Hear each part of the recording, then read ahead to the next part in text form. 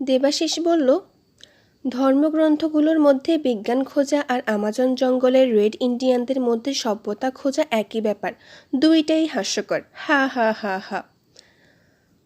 ওর কথায় অন্যরা খুব ক্ষিপ্ত হয়ে উঠল। সাকিব বলল, দেখ দেবাশিস, অন্য ধর্মগ্রন্থগুলোর ব্যাপারে জানি না, তবে আল কোরআনে এমন অনেক বৈজ্ঞানিক ফ্যাক্ট নিয়ে বলা আছে যা বিজ্ঞান অতি সম্প্রতিই জানতে পেরেছে। দেবাশিস বিদ্রূপের সুরে বলল, হ্যাঁ, এই জন্যই তো মুসলমানদের কেউই নোবেল পায় না বিজ্ঞানে, সব ওই ইহুদি খ্রিস্টানরাই মেরে দেয়। এখন আবার বলিস না যেন ওইসব ইহুদি খ্রিস্টানগুলো কোরআন পড়েই এসব বের করেছে, হা হা হা হা। পারিসও ভাই তোরা, হা হা হা হা। রাকিব বলল, নোবেল লাভ করার উদ্দেশ্য তো কোরআন নাজিল হয়নি, কোরআন এসেছে একটি গাইড বুক হিসেবে, মানুষকে মুত্তাকি বানাতে। তো? দেবাশিসের প্রশ্ন। রাকিব কিছু একটা বলতে যাচ্ছিল, ঠিক সে সময় সাজিদ বলে উঠল, আমি দেবাশিসের সাথে একমত, আমাদের উচিত না ধর্মগ্রন্থগুলোর মধ্যে বিজ্ঞান খোঁজা।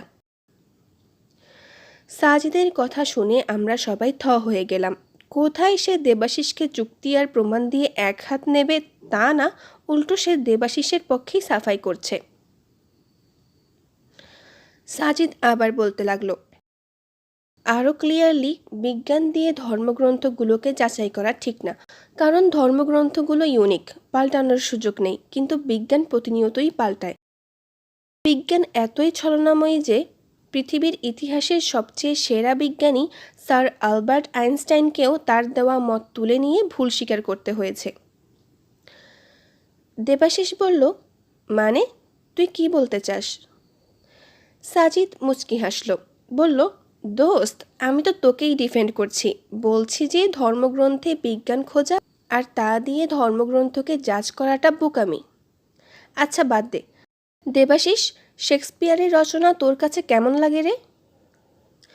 আমি একটু অবাক হলাম, এই আলোচনায় আবার শেক্সপিয়ার কোত্থেকে এসে পড়ল। যা হোক, কাহিনী কোন দিকে মোড় নেয় দেখার জন্য অপেক্ষা করা ছাড়া উপায় নেই।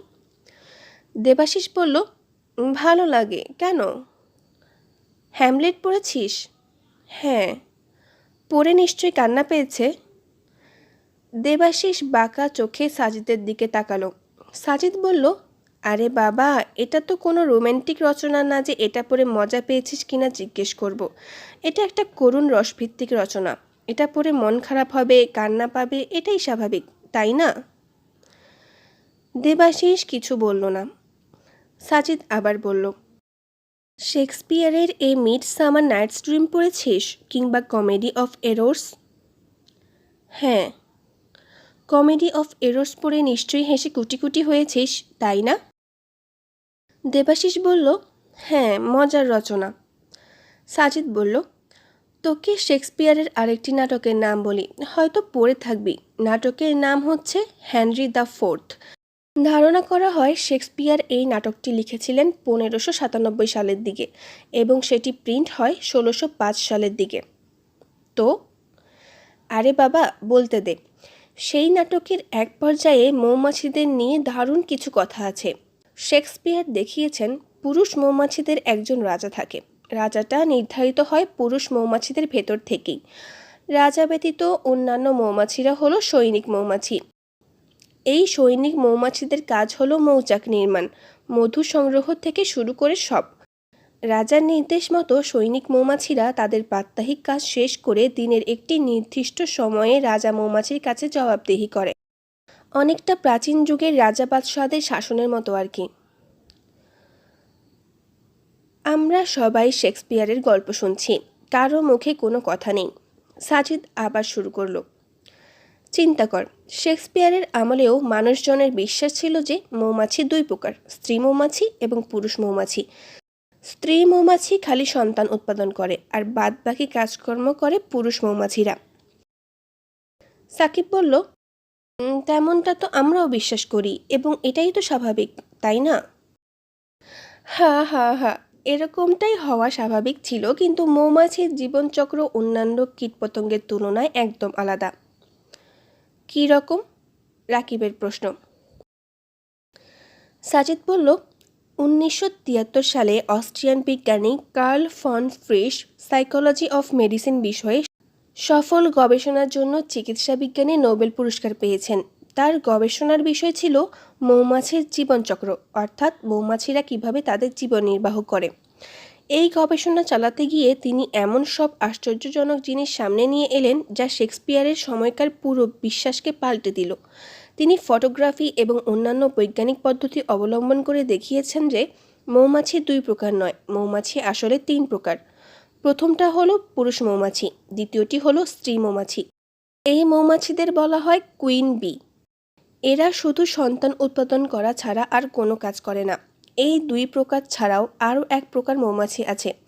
লিঙ্গভেদে এরাও স্ত্রী মৌমাছি, তবে একটু ভিন্ন। কী রকম? দেবাশিস প্রশ্ন করল। আমরা জানি পুরুষ মৌমাছিরাই মৌচাক নির্মাণ থেকে শুরু করে মধু সংগ্রহ সব করে থাকে, কিন্তু এই ধারণা ভুল।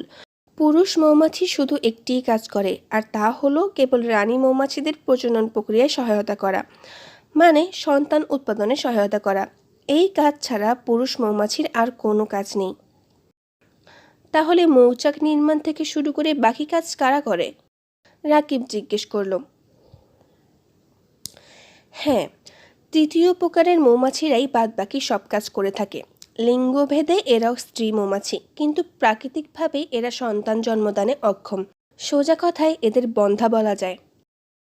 আমি বললাম, ও আচ্ছা। সাজিদ আবার বলতে লাগলো, বিজ্ঞানী কার্ল ফন ফ্রিশ এই বিশেষ শ্রেণীর স্ত্রী মৌমাছিদের নাম দিয়েছেন ওয়ার্কার বি বা কর্মী মৌমাছি। এরা কুইন বি তথা রানী মৌমাছির থেকে আলাদা একটি দিকেই, সেটা হলো রানী মৌমাছির কাজ হলো সন্তান উৎপাদন, আর কর্মী মৌমাছির কাজ সন্তান জন্ম দেওয়া ছাড়া অন্য সব। সাকিব বলল, বাহ, দারুণ তো। এরা কি প্রাকৃতিকভাবেই সন্তান জন্মদানে অক্ষম হয়ে থাকে? হ্যাঁ, আরও মজার ব্যাপার আছে। বিজ্ঞানী কার্ল ফন ফ্রিশ আরও প্রমাণ করেছেন যে এইসব কর্মী মৌমাছিরা যখন ফুল থেকে রস সংগ্রহে বের হয়, তখন তারা খুব অদ্ভুত একটি কাজ করে। সেটা হলো, ধর কোনো কর্মী মৌমাছি কোনো এক জায়গায় ফুলের উদ্যানে সন্ধান পেল যেখান থেকে রস সংগ্রহ করা যাবে, তখন ওই মৌমাছিটি তার অন্যান্য সঙ্গীদের এই ফুলের উদ্যান সম্পর্কে খবর দেয়। মৌমাছিটি ঠিক সেভাবেই বলে যেভাবে যে পথ দিয়ে সে ওই উদ্যানে গিয়েছিল, মানে এক্স্যাক্ট যে পথে সে এই উদ্যানের সন্ধান পায় সে পথের কথাই অন্যদের বলে। আর অন্যান্য মৌমাছিরাও ঠিক তার বাতলে দেওয়া পথ অনুসরণ করেই সে উদ্যানে পৌঁছে, একটুও হেরফের করে না। বিজ্ঞানী কার্ল ফন ফ্রিশ এই ভারী অদ্ভুত জিনিসটার নাম রেখেছে ওয়েগেল ড্যান্স। আমি বললাম, ভেরি ইন্টারেস্টিং।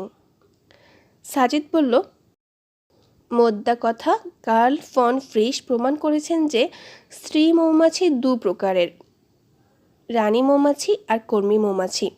দুই প্রকারের কাজ সম্পূর্ণ আলাদা, আর পুরুষ মৌমাছি মৌচাক নির্মাণ, মধু সংগ্রহ এসব করে না, এসব করে কর্মী স্ত্রী মৌমাছিরাই। এই পুরো জিনিসটার উপর কার্ল ফন ফ্রিশ একটি বইও লিখেছেন। বইটির নাম দ্য ড্যান্সিং বিস। এই জিনিসগুলো প্রমাণ করে তিনি 1973 সালে চিকিৎসা বিজ্ঞানে নোবেল পুরস্কার পান। এতটুকু বলে সাজিদ থামল। দেবাশিস বলল, এত কিছু বলার উদ্দেশ্য কি? সাজিদ তার দিকে তাকালো, এরপর বলল, যে জিনিসটা 1973 সালে বিজ্ঞান প্রমাণ করেছে সেই জিনিসটা 1500 বছর আগে কোরআন বলে রেখেছে। দেবাশিস সাজিদের দিকে চোখ বড় বড় করে তাকালো। সাজিদ বলল, কোরআন যেহেতু আরবি ভাষায় নাজিল হয়েছে, আমাদের আরবি ব্যাকরণ অনুসারে তার অর্থ বুঝতে হবে। বাংলা কিংবা ইংরেজি কোনোটাতেই পুংলিঙ্গ এবং স্ত্রীলিঙ্গের জন্য আলাদা আলাদা ক্রিয়া ব্যবহৃত হয় না। যেমন ইংলিশে পুংলিঙ্গের জন্য আমরা বলি হি ডাজ দ্য ওয়ার্ক, আবার স্ত্রীলিঙ্গের জন্যও বলি শি ডাজ দ্য ওয়ার্ক। খেয়াল করো, দুটো বাক্যে জেন্ডার পাল্টে গেলেও ক্রিয়া পাল্টেনি। পুংলিঙ্গের জন্য যেমন ডাজ, স্ত্রীলিঙ্গের জন্য ডাজ, কিন্তু আরবিতে সেরকম নয়। আরবিতে জেন্ডার ভেদে ক্রিয়ার রূপ পাল্টে যায়। আমরা মনোযোগী শ্রোতার মতো শুনছি। সে বলে যাচ্ছে, কোরআনে মৌমাছির নামেই একটি সূরা আছে, নাম সূরা আন-নাহল। এই সূরার ৬৮ নম্বর আয়াতে আছে, আপনার রব মৌমাছিকে আদেশ দিয়েছেন যে মৌচাক বানিয়ে নাও পাহাড়ে, বৃক্ষে এবং মানুষ যে গৃহে বসবাস করে তাতে। খেয়াল করো, এখানে সন্তান জন্মদানের কথা বলা হচ্ছে না, কিন্তু মৌচাক নির্মাণের কথা বলা হচ্ছে। কার্ল ফন ফ্রিস্ট আমাদের জানিয়েছেন মৌচাক নির্মাণের কাজ করে থাকে স্ত্রীকর্মী মৌমাছি। এখন আমাদের দেখতে হবে কোরআন কোন মৌমাছিকে এই নির্দেশ দিচ্ছে, স্ত্রী মৌমাছিকে নাকি পুরুষ মৌমাছিকে। যদি পুরুষ মৌমাছিকে এই নির্দেশ দেয় তাহলে ধরে নিতে হবে আধুনিক বিজ্ঞান অনুসারে কোরআন ভুল।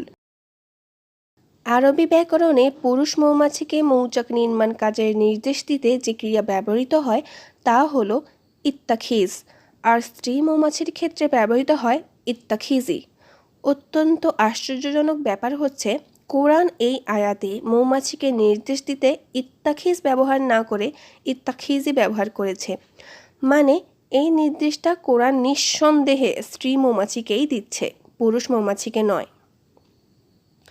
বলতো দেবাশিস, এই সূক্ষ্ম বৈজ্ঞানিক ব্যাপারটি মুহাম্মদ সাল্লাল্লাহু আলাইহি সাল্লাম 1500 বছর আগে কোন মাইক্রোস্কোপ দিয়ে পর্যবেক্ষণ করেছেন, এমনকি শেক্সপিয়ারের সময়কালেও যেখানে এটা নিয়ে ভুল ধারণা প্রচলিত ছিল?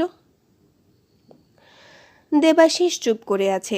সাজিদ আবার বলতে লাগলো, শুধু এই আয়াত নয়, এর পরের আয়াতে আছে, অতঃপর চোষণ করে নাও প্রত্যেক ফুল থেকে এবং চলো স্বীয় রবের সহজ সরল পথে।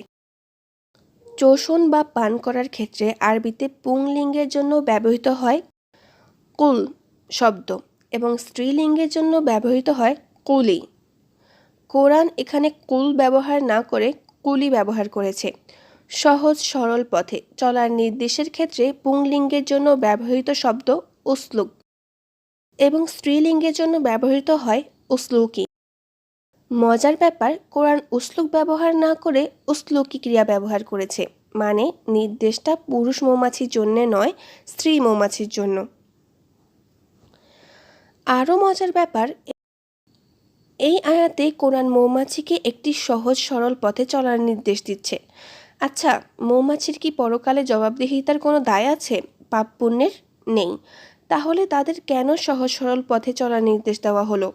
খেয়াল কর, বিজ্ঞানী কার্ল ফন ফ্রিশ মৌমাছিদের ব্যাপারে যে আশ্চর্যজনক ব্যাপারটি লক্ষ্য করেছেন তা হলো তারা ঠিক যে পথে কোনো ফুলের উদ্যানের সন্ধান পায় ঠিক একই পথের একই রাস্তা অন্যদের বাতলে দেয়, কোনো হেরফের করে না। অন্যরাও ঠিক সে পথ অনুসরণ করে উদ্যানে পৌঁছে। এটাই তাদের জন্য সহজ সরল পথ। বিজ্ঞানী কার্ল ফন ফ্রিশ এটার নাম দিয়েছেন ওয়েগেল ড্যান্স। কোরআনও কি ঠিক একই কথা বলছে না? দেবাশিস, এখন তোকে যদি প্রশ্ন করি কোরআনকে এই জিনিসগুলো বিজ্ঞানী কার্ল ফন ফ্রিশের থেকে নকল করেছে, তোর উত্তর হবে না, কারণ তিনি এসব প্রমাণ করেছেন মাত্র সেদিন 1973 সালে। কোরআন নাজিল হয়েছে আজ থেকে 1500 বছর আগে। প্রাতিষ্ঠানিক শিক্ষাবিহীন নিরক্ষর মুহাম্মদ সাল্লাল্লাহু আলাইহি সাল্লাম এই বৈজ্ঞানিক ব্যাপারগুলো ঠিক কোথায় পেলেন? কোরআন কেন এই নির্দেশগুলো পুরুষ মৌমাছিকে দিল না, কেন স্ত্রী মৌমাছিকে দিল? যদি এই কোরআন সুপার ন্যাচারাল কোনো শক্তি, যিনি এই মৌমাছির সৃষ্টিকর্তা, যিনি মৌমাছিদের এই জীবনচক্রের জন্য উপযুক্ত করে সৃষ্টি করেছেন, তার নিকট থেকে না আসে, তাহলে 1500 বছর আগে আরবের মরুভূমিতে বসে কে এটা বলতে পারে? যে জিনিস 1973 সালে আবিষ্কার করে বিজ্ঞানী কার্ল ফন ফ্রিশ নোবেল পেলেন, তা কোরআনে বহু শতাব্দী আগেই বলা আছে। কই, মুসলিমরা কি দাবি করেছে কার্ল ফন ফ্রিশ কোরআন থেকে নকল করেছে? করেনি। মুসলিমরা কি তার নোবেল পুরস্কারে ভাগ বসাতে গেছে? না, যায়নি, কারণ এর কোনোটাই কোরআনের উদ্দেশ্য নয়। আমরা বিজ্ঞান দিয়ে কোরআনকে বিচার করি না, বরং দিন শেষে বিজ্ঞানী কোরআনের সাথে এসে কাঁধে কাঁধ মিলায়। এতটুকু বলে সাজিদ থেমে গেল। দেবাশিস কিছুই বলছে না। সাকিব আর রাকিবের চেহারাটা তখন দেখার মতো। তারা খুবই উৎফুল্ল এবং খোশমেজাজি একটা চেহারায় দেবাশিসের দিকে তাকিয়ে আছে, যেন তারা বলতে চাইছে, দে দে বেটা, পারলে এবার কোনো উত্তর দে।